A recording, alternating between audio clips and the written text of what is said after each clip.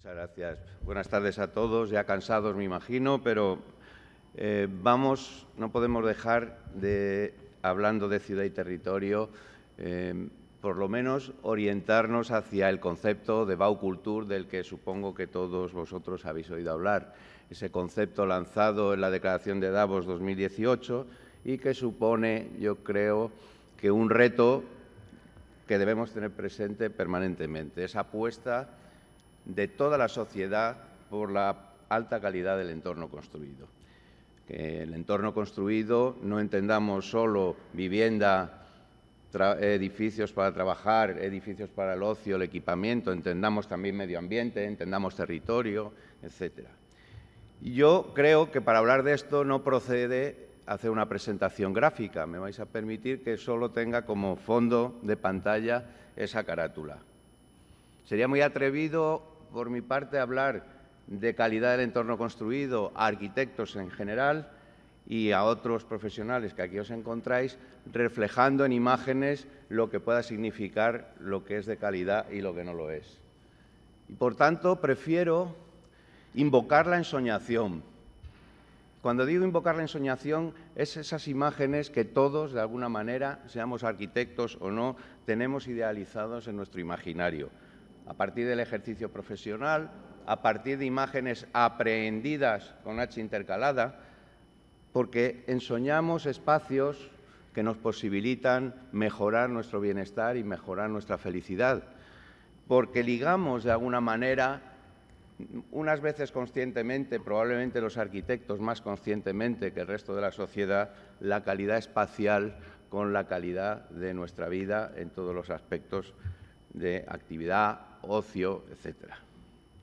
Por tanto, nos encontramos con este concepto ante lo que podíamos traducir, que ya por lo menos es la traducción de esa palabrota alemana que más me gusta, por la cultura del habitar.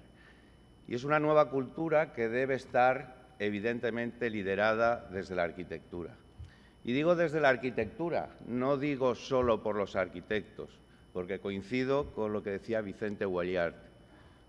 Sería terrible que fuéramos endogámicos en ese asunto. Se trata de un esfuerzo colectivo que comienza por el convencimiento desde los poderes políticos, la propia sociedad civil, a los poderes económicos. Es indefectiblemente un esfuerzo colectivo y transversal y debe estar también absolutamente ligado a la sostenibilidad económica y medioambiental. Sin olvidar, por supuesto, la necesaria búsqueda de la cohesión social y contando con la participación ciudadana. Y entrando un poco en el concepto de ciudad, ¿no?, que alumbra lo que hoy esta mesa estamos tratando. Parece que todos estamos ya convencidos de que debemos avanzar hacia la recuperación del modelo mediterráneo, la ciudad cohesionada, huyendo de esos modelos anglosajones de mancha de aceite, de colonización del territorio de forma insostenible. Y, por tanto, importa el tamaño de la ciudad, importa también la movilidad blanda. También la lucha contra la contaminación ambiental, que no solo debemos pensar en humos, en combustión, debemos pensar también en contaminación lumínica, en contaminación acústica. Y veíamos el mapa que antes Pilar Jiménez, de Idealista, nos ponía y también nos sirve para alumbrar la idea de que cuando hablamos de ciudad no podemos dejar atrás el territorio. No todas las soluciones pueden ser iguales porque no todos los problemas lo son. Ese mapa era muy ilustrativo de cómo se concentra en las grandes ciudades pues una gran parte de la población. Yo vengo de Extremadura y me veo obligado a hablar de que el problema allí es diferente y tenemos que hablar mucho de territorio. Esa palabrota de Smart City, a nosotros nos gusta más hablar de territorios inteligentes, pero yo recurrentemente digo que Smart no solo significa inteligente. Smart significa elegante, podríamos asimilarlo a acogedor y, por tanto, no puede estar liderado el diseño de la ciudad desde la fibra óptica, con todos los respetos de los ingenieros de esta escuela que hoy nos acogen tan amablemente. Son importantes, sí, pero debemos liderar desde la arquitectura, desde los espacios de relación humana, desde los espacios que posibiliten una adecuada relación de trabajo, de ocio y de accesibilidad universal, sin duda. Y cuando hablamos de accesibilidad universal, no solo motora, también accesibilidad intelectual, accesibilidad visual, etcétera, etcétera. Dicho eso, los problemas, a mi juicio, fundamentales, que como hay poco tiempo, presenta la sociedad actual, la ciudad actual, tienen que ver con la segmentación. La segmentación en dos facetas. Segmentación social, difícil de acometer, porque es la que divide en barrios ricos y pobres y la que establece guetos. Pero son tan guetos los edificios de los barrios de inmigrantes donde no entra otro colectivo, como los condominios controlados por barreras y guardias de seguridad, que parece que en determinados lugares son el deseo máximo de la población. ¿Cómo se mejora eso? Probablemente mejorando las condiciones de seguridad y mejorando las condiciones de movilidad, pero con carácter preventivo, vamos siempre por detrás.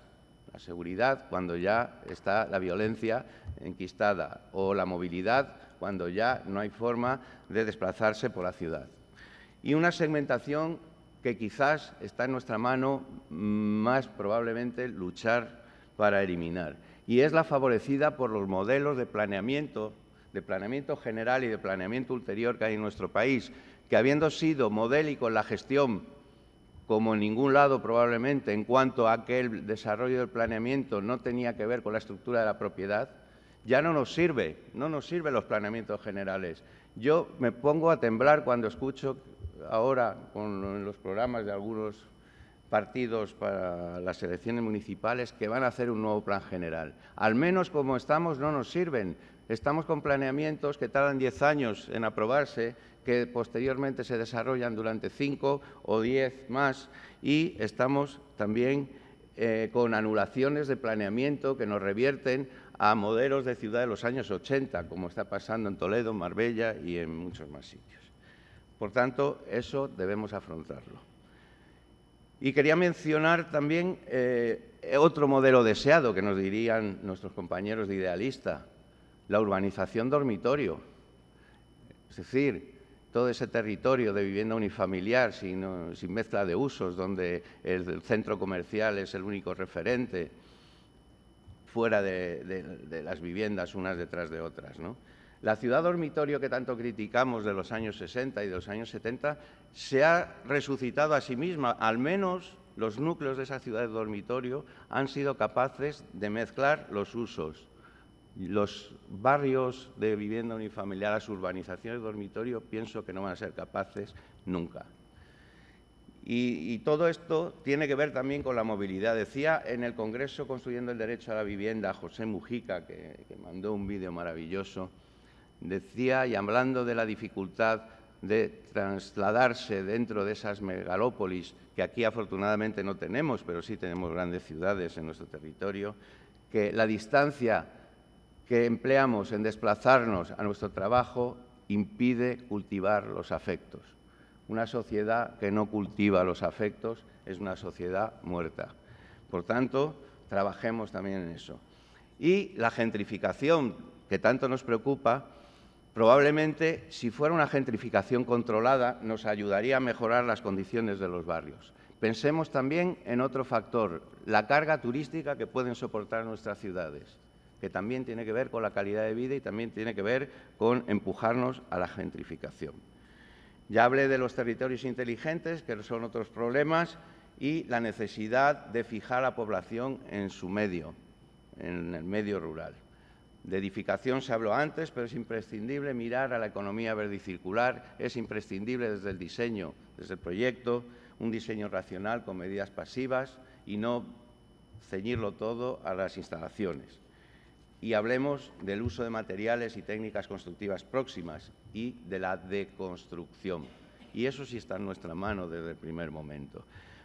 En todo caso, los problemas que he enunciado, todos competen a la arquitectura, Podía hablar de Hans Hollein o de Le Corbusier, hablando de que todo es arquitectura, pero yo prefiero un ejemplo más cercano que pienso que a la sociedad le sería más fácil entender. Decía Fernando Tábora que cuando una persona mueve una silla en su casa está cometiendo un acto de arquitectura. Es decir, todos tenemos que convencer, y nuestra misión, como se titulaba uno de los paneles de hoy, la misión es casi una labor profética que queda en manos de los arquitectos en gran parte, para liderar, para asumir ese compromiso frente a la sociedad. Solo un minuto.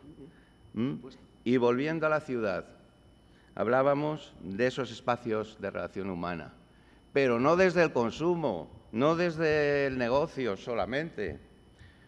Voy a poner un ejemplo, los veladores que colonizan el territorio de todo el espacio público. Es imposible sentarse en una plaza, en un banco, lo cual hace que todavía la segmentación social llegue también al espacio público, porque ya nadie se puede sentar en una plaza si no consume. La ley del tabaco, que a todos nos encanta, aunque seamos exfumadores, no llegar oliendo con tabaco a casa, pero ha provocado una colonización de la ciudad increíble. Y estamos haciendo oídos u ojos ciegos a lo que está pasando. La hostelería es un dinamizador del espacio público, sin duda, pero no puede colonizar todo. El toldo, después la estufa, después las mamparas fijas, y como el camarero se moja cuando lleva la ración de ensaladilla, tal, cubrimos el acerado.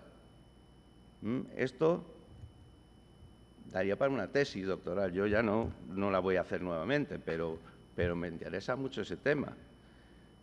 Entonces, el equilibrio es fundamental, el equilibrio. Y como epílogo, les decía que quería invocar la ensoñación.